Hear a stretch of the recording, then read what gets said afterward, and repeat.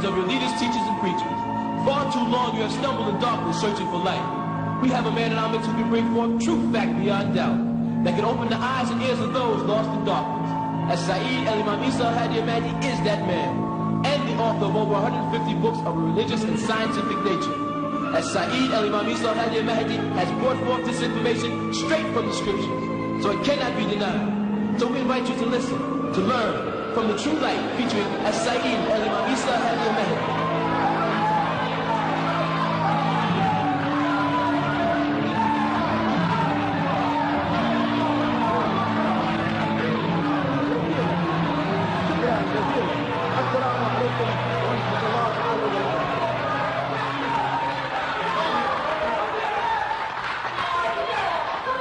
نشهد أن لا إله إلا الله وحده لا شريك له الحمد لله رب العالمين الحمد لله والي الكريم وصلى الله على أنبياء أجمعين والمسيح والمهدي والمجدد لمن مرسلين. Are we not the bearers of witness that nothing would exist if Allah didn't create it, and that He is alone and has no partners, and that all gratitude is for Allah subhanahu wa ta'ala, the sustainer of all the boundless universes. All gratitude is for Allah subhanahu wa ta'ala, the generous eternal friend, and send salutations of Allah on all of His prophets and His apostles, and on the Messiah, the anointed one, and on the Mahdi, the guide, and on the Mujaddid, the reformer, which was all sent from Allah subhanahu wa ta'ala. We send greetings and we send peace throughout the boundless universe to all. Assalamu alaikum wa rahmatullahi ta'ala wa barakatuh. You're now listening to The True Light with Saeed El-Imam Isa Al-Hadi Al-Mahdi. Could you break down chapter 2, verse 7 of the Holy Quran and how it relates to people who hear the truth, but then they always want to argue with you? Okay, إِنَّ الَّذِينَ كَافِرُوا, again, surely those who are kafir, they maliciously attempt to cover the truth. It's sawa'un, it's equal, it equivalents to alayhim, on them. It says andartahum. The word nazar means to warn somebody. It calculates whether you warn them am lam tundirhum, or you warn them not. La yu'minun. They're not going to be faithful. So what it translates to mean?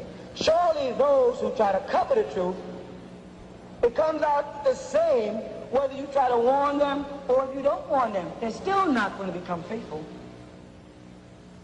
Now, you can talk yourself purple in the face trying to convert some of these people who think they understand Islam. You're wasting your time because they think they got it figured out. Because they bypassed the Quran and went to Hadith. But they bypassed the book called Revelations, and they went into the books of Matthew, Mark, Luke, and John, which are Jesus' Hadith.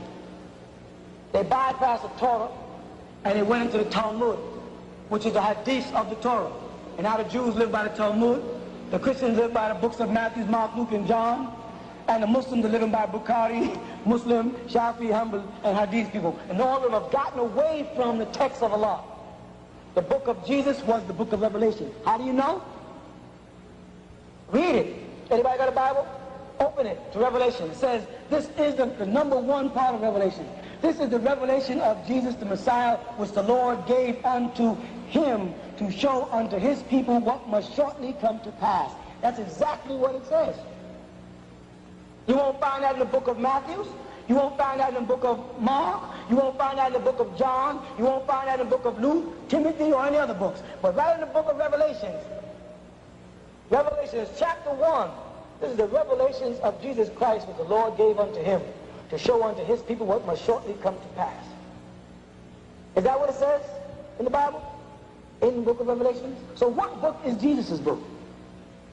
The Revelation, it told you. Not Mark, not Matthew, not Luke, not John. Those are his hadiths. And because of those hadiths is why we have so many different denominations. From John the Baptist, we got the Baptists. Got the Pentecostals from the point of the Pentecost. Seventh-day Adventists for the seventh-day advancement of the angels. Jehovah's Witness for Jehovah it shall be my witness. People took these books, was not the book of Revelation, you see, and derived the names of their congregations from them. Now, instead of going to the book to get their name, here we go. Masjid Taqwa, Master Fair, Master Jamia, Community Mosque, Masjid Iqwa, the Brothers Mosque, Yasin Mosque. The Yasin is a symbolic meaning of Allah. None of these are in the Quran. Nowhere in the Quran does it tell you to call yourself Masjid Iqwa. But in the Quran it does say, Ya ayyuhalladhina amanu kunu ansarullah. Oh, you who believe, be ansarullah. Kunu is an order tense for a group of people. Kunu ansarullah. Be aiders in Allah's way. Oh, you who are of the faithful. Ya ayyuhalladhina amanu kunu ansarullah. It tells you what to be, right there in the Quran. It doesn't tell you to be Masjid Iqwa, Masjid Mu'minun. It doesn't tell you that. There's some men put together.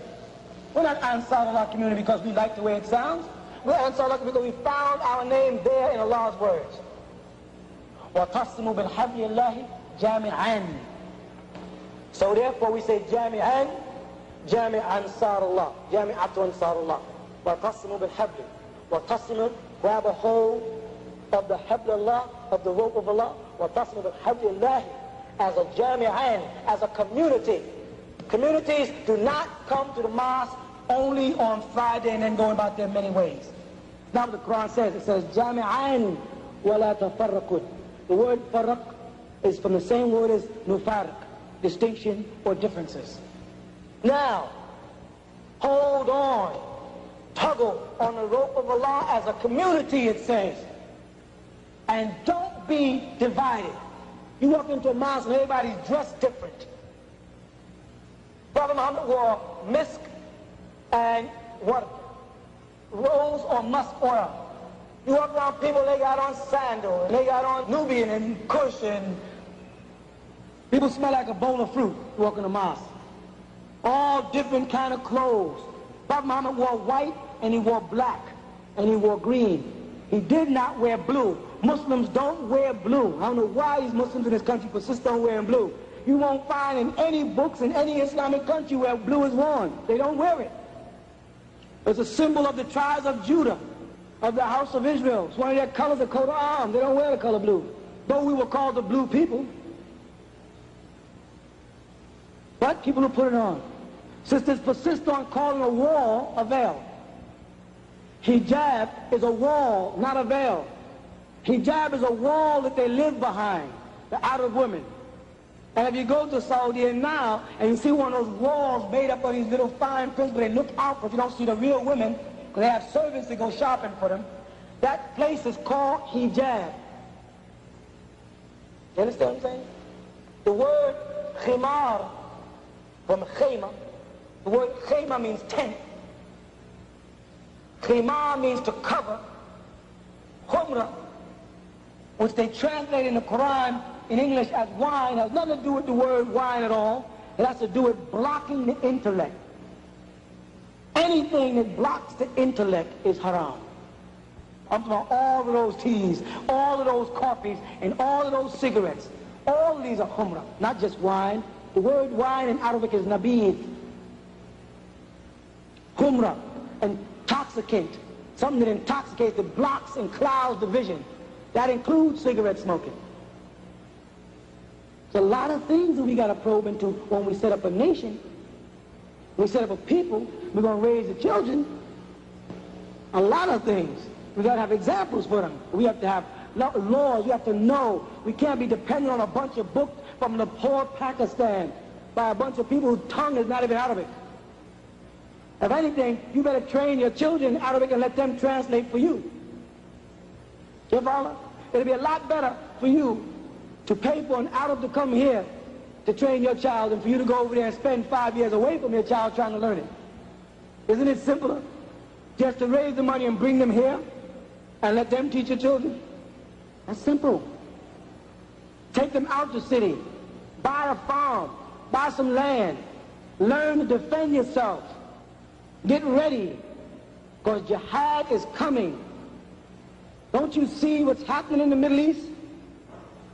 So what's going to happen when Hajj comes around and Mecca is controlled? This is in the making. This is the jihad.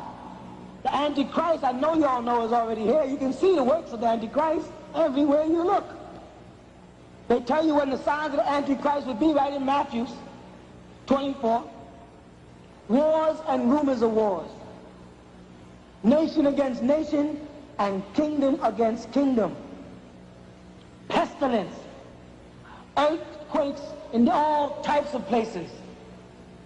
This is what Matthew 24 tells you. Are we not in a time of wars and rumors of wars? Isn't kingdoms against kingdoms and nations against nations? Is that not the time we're in? Yes. The book of Revelation is manifesting itself right now. It's sad that the Muslim world don't read it. Because if they did, they'd find themselves in it and see themselves as the kings of the East, of which the Antichrist is going to rise right out of them. It's right in the Quran that the Bible out the beast of the earth. It's going to come up and rise right in the midst of Mecca. Well, you look at the word Dabab, and out of it you get the word tank. A tank. It's already there. The word Arab means earth, planet earth, or ground. Dabab and Arab means tanks up on the ground. That's different than in the books of Revelation about the judgment day. When they speak in the judgment day, let me show you what it says about the angel coming down. Revelation 9, and the fifth angel sounded, and I saw a star fall from heaven unto the earth, and to him was given the key of the bottomless pit, and he opened the bottomless pit, and there arose a smoke of the pit as the smoke of a great furnace, and the sun and the air were darkened by reason of the smoke of this pit. Let me understand, church. He saw a star fall, and when the star hit the ground, it passed in like a pit, and up and out of that pit gushed forth smoke. He saw a light shoot, and he saw it fall and hit the earth and go down, and then it gushed forth into smoke and fire. This look familiar? Does that look familiar? That looks like an atomic explosion he's describing. Remember, this is John. They didn't have atomic weapons then, so he had to use what he knew. He said he saw it go down into the ground, into the bottomless pit. They call it, you know, the bottomless pit, Hades. You know what Hades is? The center of the earth. That's all it means. It went down into the ground and gushed up smoke and fire and blocked out the sun. Radiation. A radiation storm. The sky becomes blackened. That's what he says. I saw a star fall from heaven upon the earth, and to him was given the key of the bottomless pit. That means he opened the floor to go in. And he opened the bottomless pit, and there arose a smoke out of the pit as the smoke of a great furnace, and the sun and the air was darkened by reason of the smoke of the pit. And there came out of the smoke locusts. Now this is very important. Upon the earth. And locusts do what? Huh? Fly. He saw locusts on the earth go up. Watch what happens. And unto them was given the power, as the scorpions of the earth have power. What do scorpions do? They sting. They kill. This locust has the power of a scorpion, Allah says. And it was commanded them. They were being commanded. You understand that? You understand locusts being commanded? Okay. That they should not hurt the grass of the earth, neither any green thing, neither any tree. Do you know of any locusts that do not eat trees and grass? This is describing something that's going to become clear soon. But only those men which have not the seal of God, as they say, in their foreheads. And to them was given that they should not kill them, but that they should be tormented 5 months. That's a radiation fallout. And the torment was the torment of a scorpion when it strikes a man. You know what happens when a man gets struck by a scorpion? What? His body turns to heat. His face breaks out. He begins to dehydrate. His eyes can even bulge out of his head. You know what that is? The same thing that happens when radiation falls out. The body feels like it's on fire. The body begins to turn inside out. But they're going to tell you that these are not locusts pretty soon. And in those days shall man seek death and shall not find it. Why is man going to seek death then? Because after radiation falls out, the condition of the world and the condition of people who are disfigured from it, people are going to want to die and they're not going to be able to. People are going to seek death and can't find it. This is the same thing we Muslims know as zilzal in the Quran, the earthquake. Same time, the shaking. Watch. And the shapes of the locusts, now here they go. And the shapes of the locusts were like unto horses prepared for battle. A formation. You understand? And on their heads were as it were crowns of gold. He saw the sun reflecting off of something. A plane. And their faces were the faces of men. You saw the tiger fighters? That they used to bomb? The planes where they draw faces, the mouths of lions on them? They have those again. And they had hair as the hair of women. And their teeth, is the description of the drawing, were as the teeth of lions. He's describing a plane, a fighter plane. This is what John saw 2,000 years ago. There was no planes, so he described them as locusts, flying in formation and shooting off something that stung the earth. But this happened after a great one fell and made atomic explosion, which means there's going to be a first bomb, which is not a regular bomb, it's a nutrient bomb. Why? How do you know? Because it says it won't be hurt nothing but men. It won't destroy the plants or anything but men. Neutron. Before the neutron bomb was even thrown up, this man saw this vision. All right? They had breastplates, as were the breastplates of iron. Have you ever seen a locust with an iron plate? What did John see? John saw planes flying in formation. He saw a plane shoot a star upon the earth in a great explosion. And then he saw him moving across the earth and take light into the sky in formation by command of someone. And stinging the earth and stinging men. But the bombs they dropped did not destroy any of the plant life, only human beings who did not have the mark of the Almighty. You find it as a mark of the beast in the Bible also.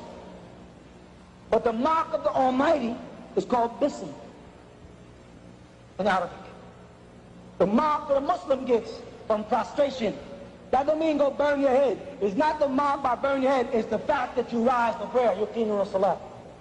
That's what it's talking about. Because Jesus said in Matthew chapter 5, verse 9, blessed are the peacemakers, for they shall be called the children of God. Now, name a group of people that call themselves peacemakers. Christians call themselves the peacemakers.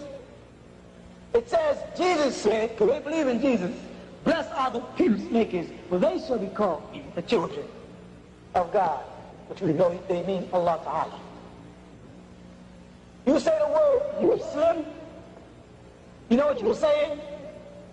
Muslim, one who's of peace, not one who submits. Musallam, the shaddu ala lam, is the one who submits. That can be used if I get you a headlock. I can say, tasallam, you surrender. The word Muslim with lam alif means one who's of peace. Al-Islam means a peaceful state. Jesus then told his followers that Muslim was going to come right out of his own followers. And many of y'all were Christians in some form or fashion, and now you're Muslim.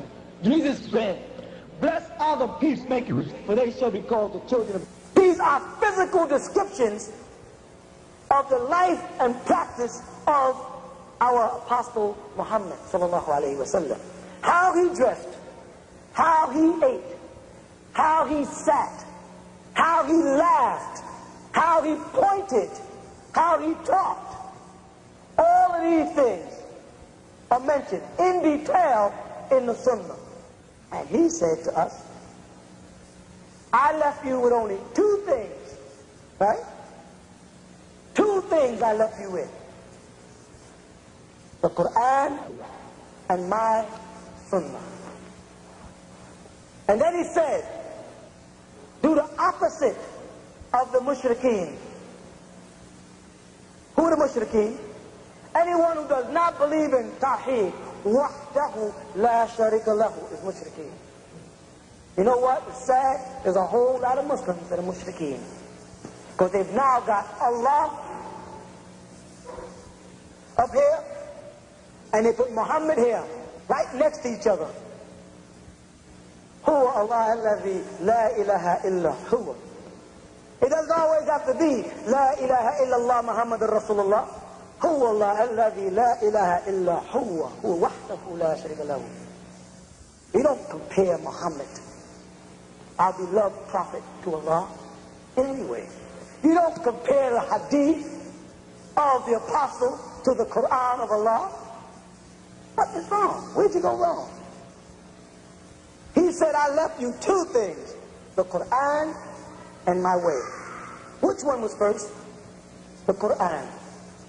The Quran tells a Muslim how to dress. Tells a woman how to walk. It tells a woman, don't walk enticingly. Don't walk heel-toe.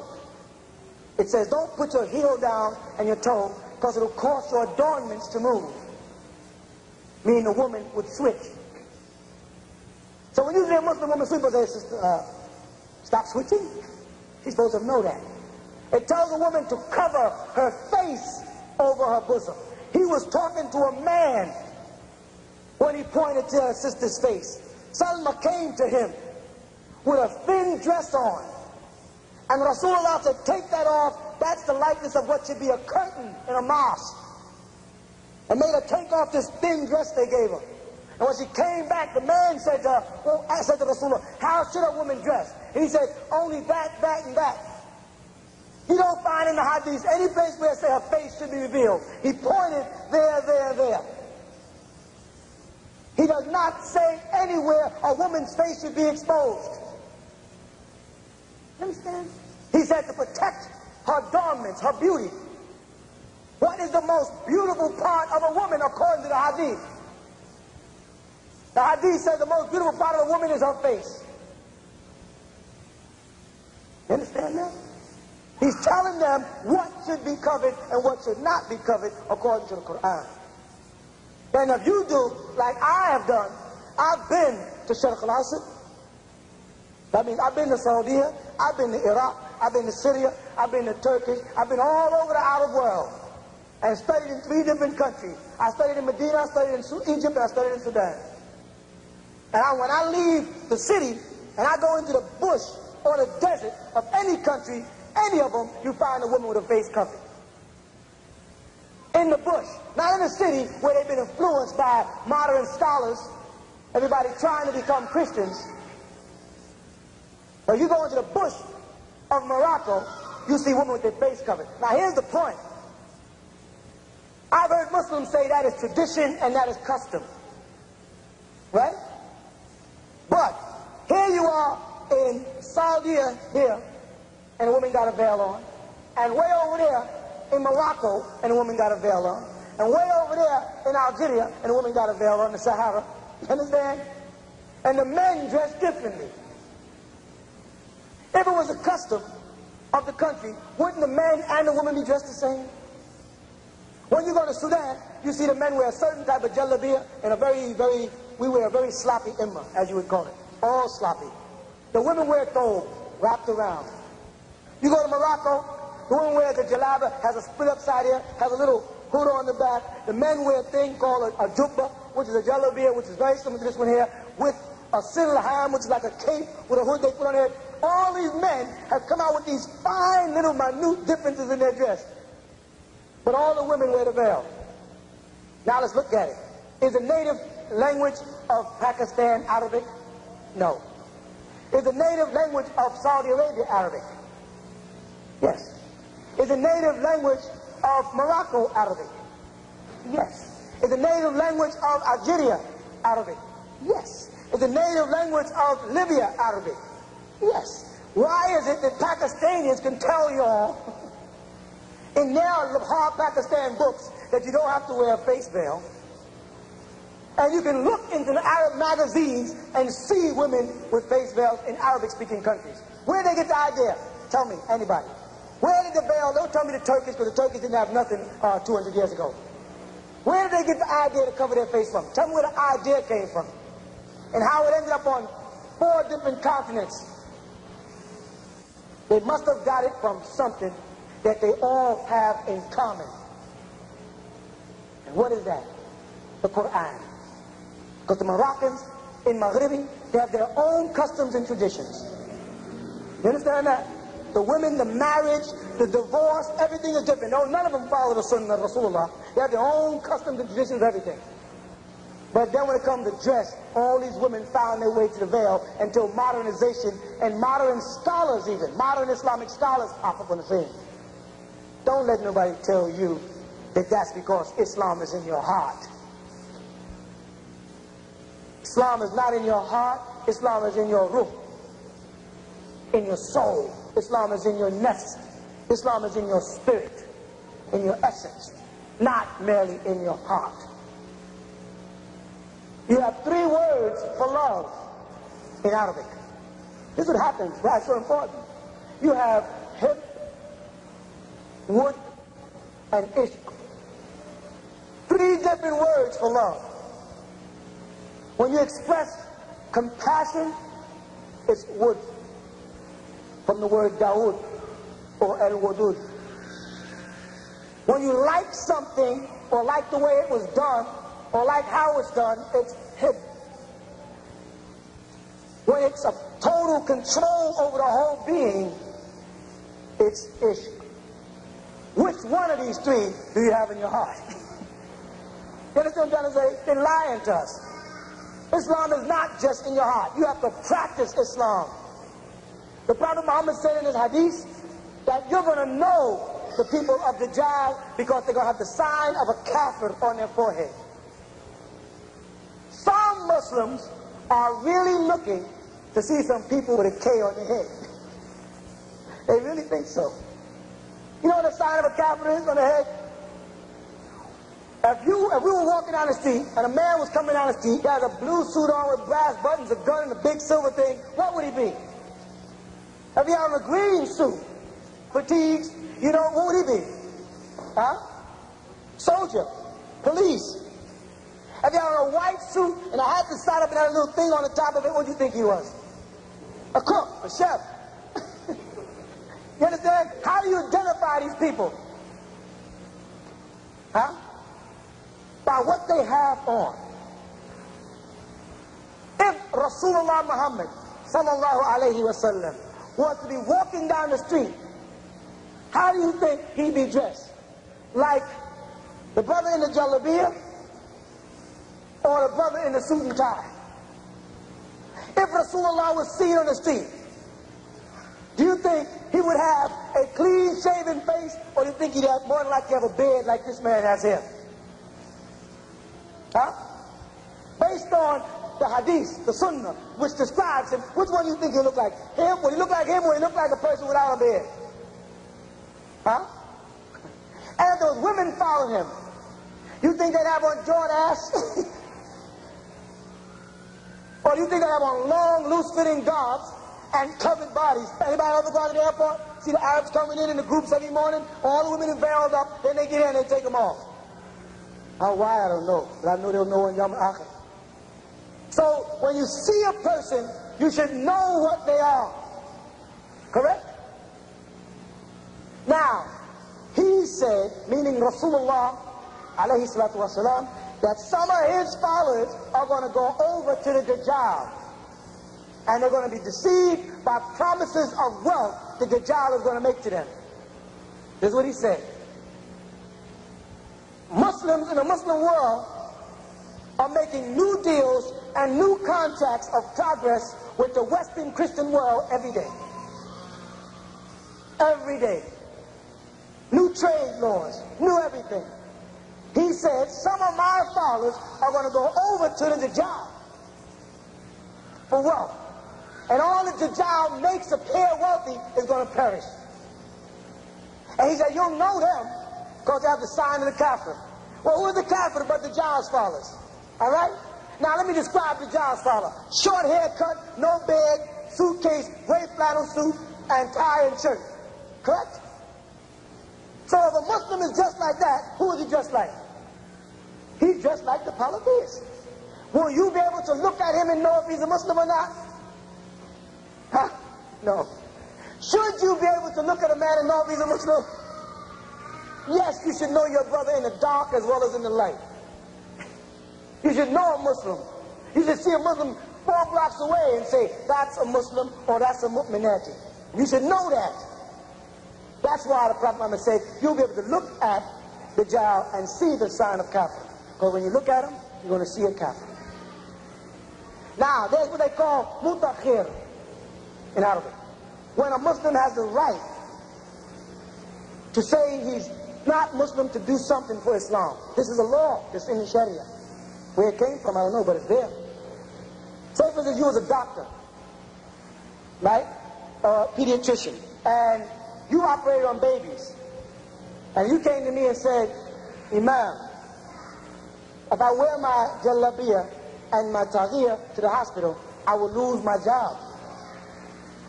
And I receive Muslim babies when they come in. You follow what I'm saying? What should I do? Should I tell you to leave the hospital and put the babies in the hands of the Yahudi, the Jew or the Christian? Or should I tell you to stay there, you follow that, and receive the babies in mutakhir? They have that also. Muslims were allowed to do things like that, to go amongst the camp. Salahuddin, you know who Salahuddin was? Of the crusade? Huh? How do you think Salahuddin was able to deceive the king? He lived with him, ate with him, cured him of his sickness and everything. How do you think he was able to deceive him into thinking he was not a Muslim if Salahuddin had to pray 5 times a day in front of the king? How? Huh? He had to pretend that he was not a Muslim. You understand that? To make the point. Read about the Crusades, you see it. It has happened in the history of Islam. But if you ain't got that as an excuse, then you better be in the dress of the Prophet Muhammad. Otherwise, you're going to be classified as Masjid al-Dajjal's followers. If you think that your living here is to make money and survive and get rich, then you will have went over to become a follower of Dajjal. You're doing the exact same thing the Arab world is doing right now, selling out Allah Ta'ala. Here's that Mecca. Right now, Mecca is a business proposition. It's who got the money. And Rasulullah told us in the last day, he said, my people are going to make Hajj just because they can afford it. I met Muslim brothers in Mecca. I walk up to them. I say, Salaam alaikum. He said, wa alaikum salam. I say, Anta min wayn? Min aina? Say, huh? Min fayn anta? Go to dialect. Huh? Where you from? America. You don't speak Arabic? No. How are you going to perform the rites? Or have a mutawaf? This man, there's no such thing. There's no such thing as a man who performs the rites for you for Hajj. So you go all the way up there, spend all your money, and you're going to come back, now you're not Hajj. You're not Hajj. You just went on a vacation. That's what the Prophet Muhammad said when he said, my followers will get to the point where they're walking up to Mecca. A lot of Americans walk around, I'm Hajj this, I'm Hajj that. They don't even speak the language. They couldn't have made the rites because they can't even read Arabic. And no one can do it for you. If a man can make Hajj for you, then a man can make Salah for you. I can say, listen, I can't make Maghrib. You make Salah through Maghrib for me today. I can't make it. Nobody can make Hajj because Hajj is a prayer. I don't know where they came up with this new thing with the mutawaf. That means the men who run around and lead people. Half of them are not even Muslims. This is what you're up against.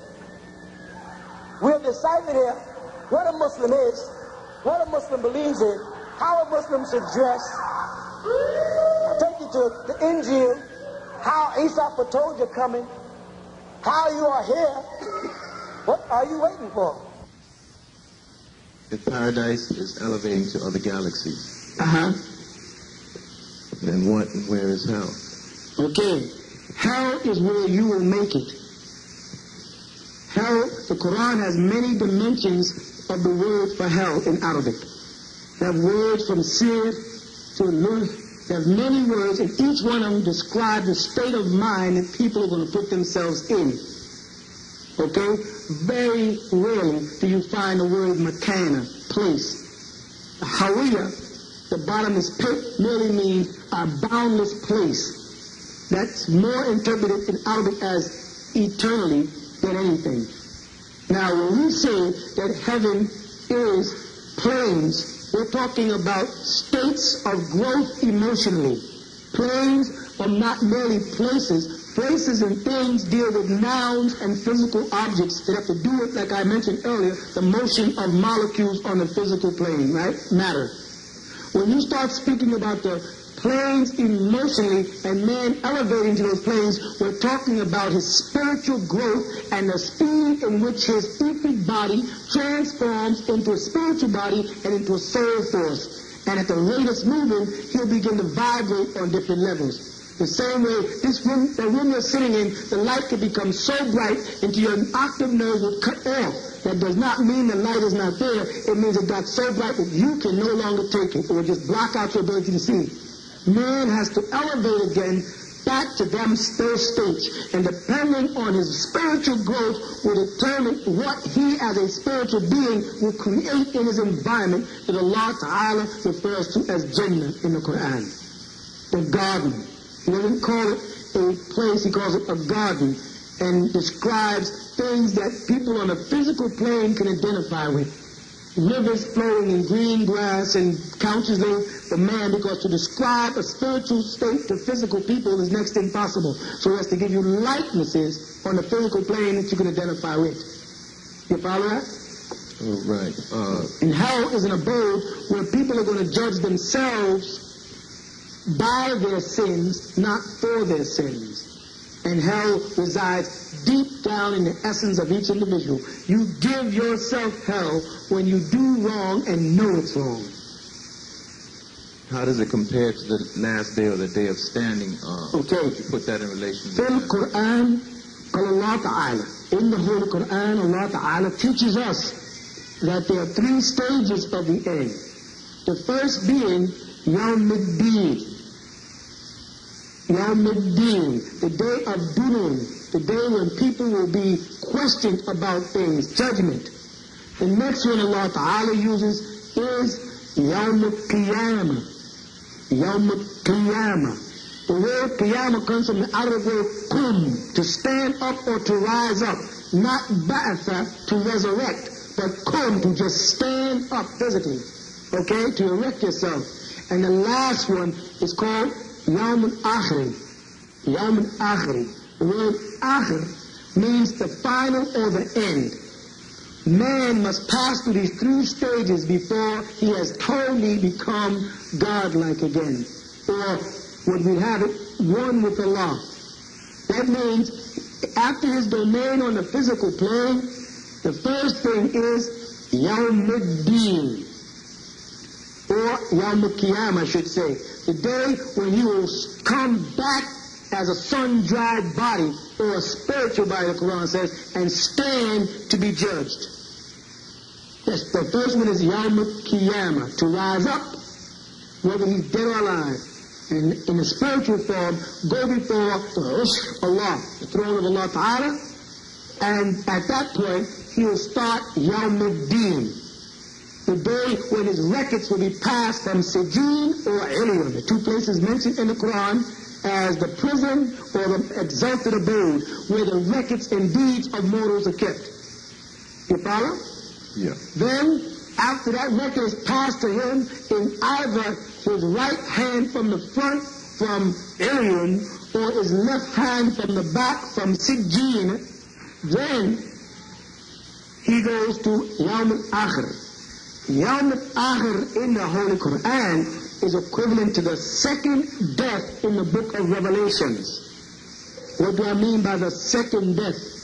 Man dies here, then starts his judgment.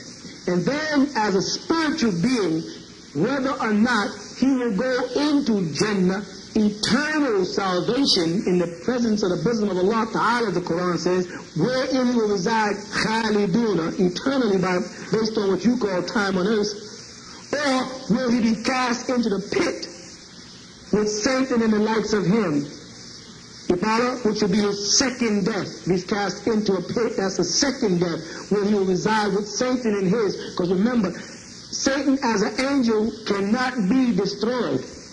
He's an angel of light.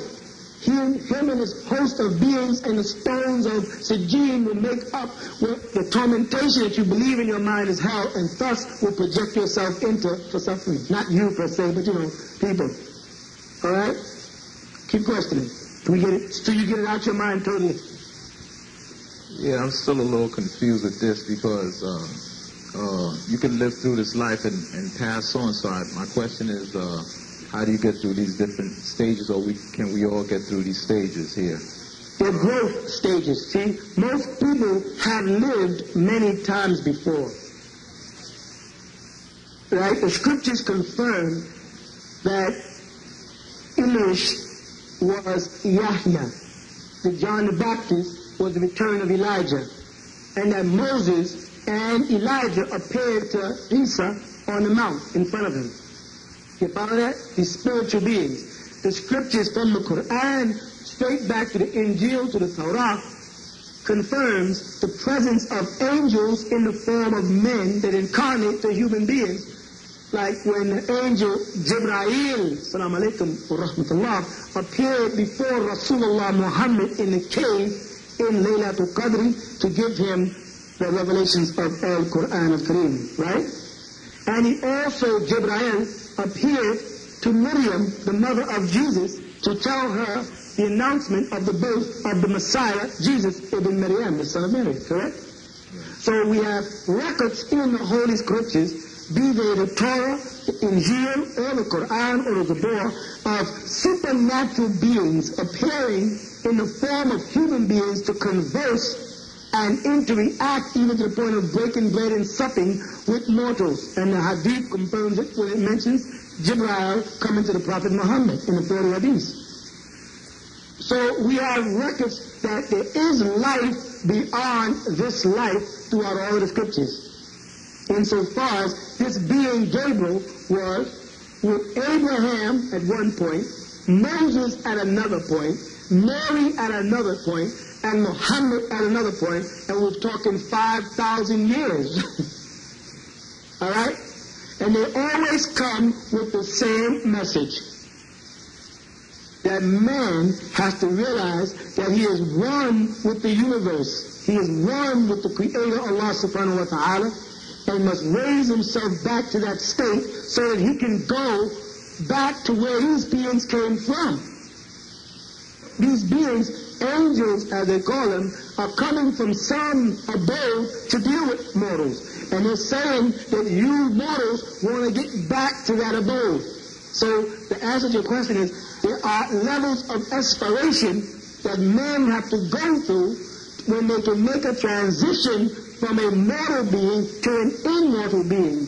When they can let the spiritual self dominate the physical self and prepare their inner being for that journey back to wherever these beings come from. Of course, there's an answer, but to keep taking the subject deeper and deeper, just to say to wherever they come from, wherever Gabriel, the angel, comes from, and Uriel and Raphael and Michael, where they come from is where you're trying to get back to, and obviously came from if they said that man was placed on earth from some place. Took the man and placed him in the garden. If they placed you in the garden, they brought you from somewhere.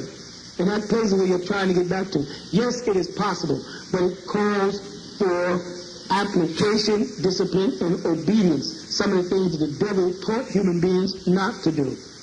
To apply themselves to the best of their ability, to obey and be obeyed. They can't take instructions because everybody, since the beginning of Genesis, is suffering from a God complex. When the devil said that he does know that in the day you eat thereof, your eyes shall be open and you shall be as gods. Now everybody you meet thinks they understand the scriptures, think they got a monopoly on its meaning. Everybody wants to be the God. Instead of admitting they don't know and sitting down and being instructed so they can make it, everybody tries to interpret it themselves because their ego dominates their divinity. اقرأ باسم ربك الذي خلق خلق الإنسان من علق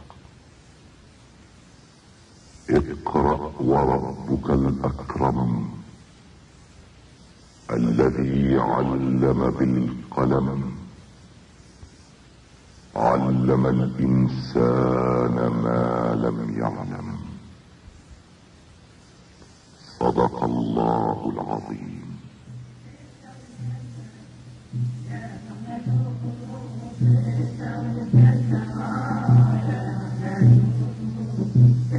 Those are verses 1 through 5 of Salatul Alaq from the Holy Quran chapter, Separation of Cells. Now the 96th, originally the first chapter, revealed to the Prophet Muhammad, peace and blessings of Allah be upon him. Translation by As-Sa'id Imam Isa al-Hadi al-Mahdi. And it reads as follows: Begin all things with the illustrious names of Allah, the yield of the most merciful. O seal of the prophets of Allah, Muhammad, by the supreme sovereignty of your sustainer and creator, you are being ordered to read, by beginning with the name of your illustrious sustainer who created all things. He, Allah, created all human beings of a separating cell. So read, because your sustainer, Allah, is most generous. He uses the quill to teach. He, Allah, taught human beings what they would have never known. You have been listening to The True Light with As-Sa'id Imam Isa al-Hadi al-Mahdi. The Nubian Islamic Hebrew Mission would like you to write or send questions to True Light, 719 Bushwick Avenue, Brooklyn, New York, 11221.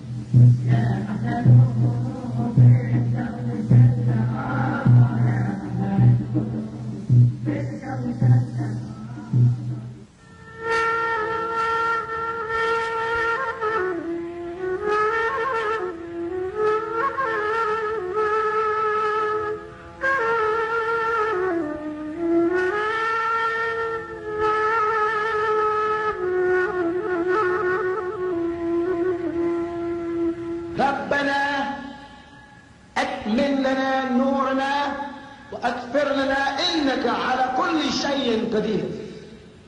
This is from the 66th surah of the Holy Quran, the 8th verse, and reads, O Sustainer, complete for us our light and forgive us, for surely you have the power over all things.